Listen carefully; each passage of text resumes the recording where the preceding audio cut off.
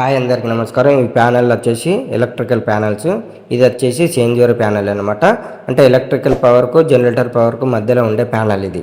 అంటే ఏ పవర్ పోతే ఆ పవర్కి షిఫ్ట్ చేసుకోవడం. ఇప్పుడు ఎగ్జాంపుల్ ఎలక్ట్రికల్ పవర్ పోతే జనరేటర్ పవర్ ఆన్ చేసి జనరేటర్ పవర్కి షిఫ్ట్ చేస్తుంది.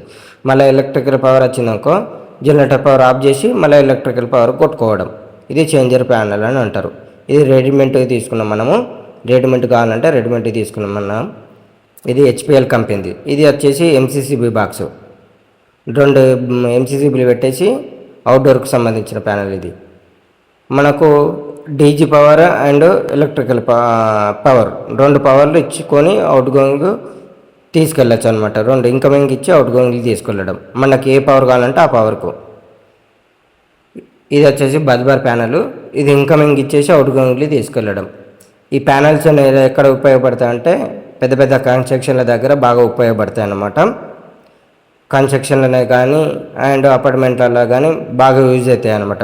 ఇండస్ట్రియల్ ఏరియాలో కానీ బాగా యూజ్ అవుతాయి. ప్యానెల్స్ కావాలంటే కింద ఉన్న నెంబర్ కాల్ చేయండి.